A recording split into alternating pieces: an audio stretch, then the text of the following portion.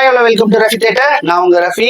இந்த வீடியோ எதை பத்தி பார்க்க போறோம்னா, நம்ம பாடகி சின்மியை பத்தி தான் பார்க்க போறோம். முத்தமலை இங்கு கொட்டி தீராதோ அப்படிங்கிற ஒரு பாடல் எப்போ வந்துச்சோ அதுல இருந்து சின்மியை பயங்கர ட்ரெண்ட் ஆயிட்டாங்க.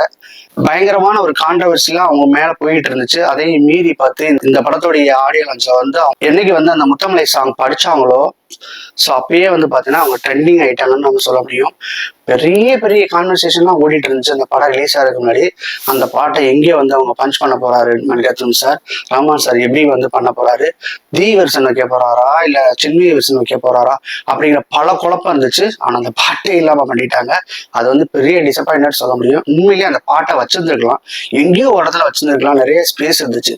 ஏற்கனவே 2 மணி நேரம் 40 நிமிஷத்துக்கால படம் ஓடுதுன்னு சொல்றதுனாலே எனக்கு எடுத்துட்டாங்களோ என்னமான்னு தெரியல சரியா.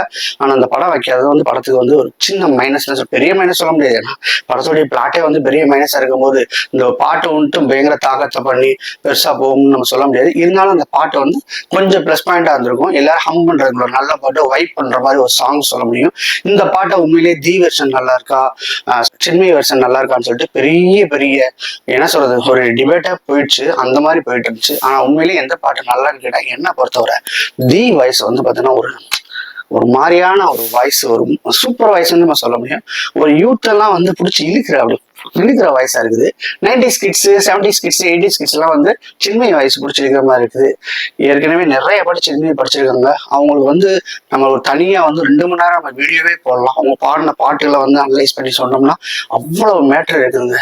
அவங்க ஸ்லோ சாங் பாடினாலும் சரி, மெலோடியா இருந்தாலும் சரி, மையா மாதிரி பாட்டுகளா இருந்தாலும் சரி, அவங்களுடைய லெவலே வேற லெவல்.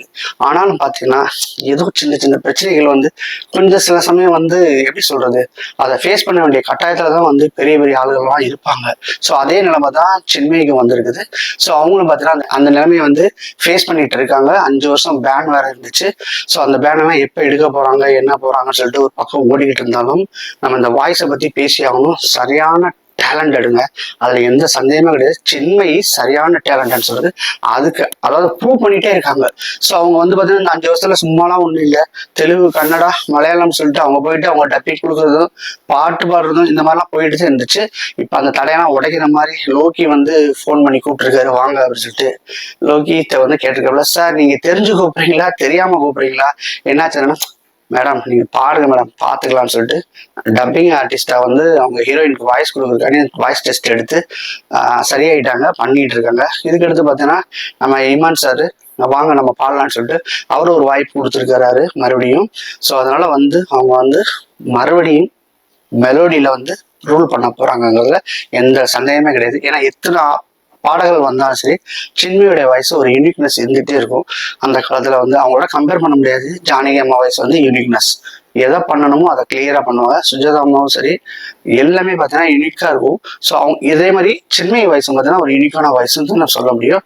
ஆனா பெரிய தடையெல்லாம் நீக்கி திரும்ப உயிர் கிடைக்கிறது இருக்குல்ல. அவங்க சொல்றாங்க அந்த ஸ்டுடியோவில் பார்த்துட்டு நிற்கும் போது கண்ணுகள்லாம் கலங்கிடுச்சு. ஸோ அந்த அளவுக்கு நீங்க எமோஷனல் கண்ட்ரோல் பண்ண முடியல. மறுபடியும் மைக்கு மறுபடியும் இது அப்படிங்கும்போது யார் தொழிலை நேசிக்கிறாங்களோ அவங்களுக்கு ஒரு படபடப்பு இருக்கதான் செய்யுங்க. அந்த மாதிரி சூழ்நிலையில இருக்கதான் செய்யும். உண்மையிலேயே சின்மைக்கு ஃபர்ஸ்ட் வாழ்த்துக்களை சொல்லிக்கிறோம். ஆனா பாத்தீங்கன்னா படங்களை பொறுத்தவரை எந்த சினிமா உலகமா இருந்தாலும் ஆண்களோட ஆதிக்கம் கொஞ்சம் ஜாஸ்தியாவே இருக்கும், கொஞ்சம் டாமினேட்டிங்காவே இருப்பாங்க.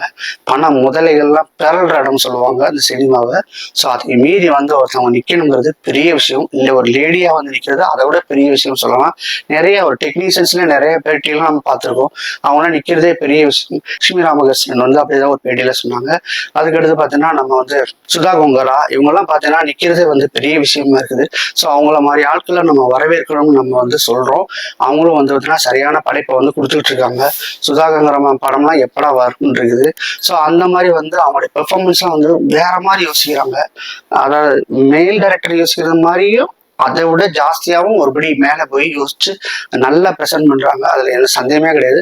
அவங்களாம் பெரிய அளவுல வளரணும். தமிழ் சினிமா பார்த்தீங்கன்னா யாருக்கானது இல்லை எல்லாருக்கும் ஆனது அப்படின்னு சொல்றத நம்ம தெரிஞ்சுக்கணும். அதே மாதிரி பார்த்தீங்கன்னா சின்மையும் பார்த்தீங்கன்னா அவங்க வந்து கண்டிப்பா இனிமே வந்து அவங்க கண்ணுலையும் சரி அவங்க குரலையும் ஒரு பெரிய வெறி இருக்குது. அந்த வெறியில அவங்க வந்து பாத்தீங்கன்னா பெரிய சாதனை படைக்க போறாங்க. ஏற்கனவே நேஷனல் அவார்ட்லாம் வாங்கியிருக்காங்கன்னு நமக்கு தெரியும். ஸோ இவங்களுடைய இந்த இந்த பாத்து இருக்கு இல்லையா, வெற்றி பெற வந்து கண்டிப்பா ரவி தியேட்டர் சார்பா வாழ்த்துறேன். உங்களுக்கு சின்மயி வாய்ஸ் பிடிச்சுன்னா கீழே உள்ள கமெண்ட் பாக்ஸ்ல கமெண்ட் பண்ணுங்க. யாராவது சப்ஸ்கிரைப் பண்ணலையோ அவங்களாம் சப்ஸ்கிரைப் பண்ணி கொஞ்சம் ஆதரவு கொடுங்க. நன்றி. மீண்டும் அடுத்து வேறொரு வீடியோவில் சந்திக்கிறேன். அதுவரை பாய். இந்த வீடியோ பிடிச்சிருந்துச்சுன்னா லைக் பண்ணுங்க, ஷேர் பண்ணுங்க, கமெண்ட் பண்ணுங்க. ரஃபி தியேட்டரை மறக்காம சப்ஸ்கிரைப் பண்ணிருங்க. பெல் பட்டனை கிளிக் பண்ணிருங்க.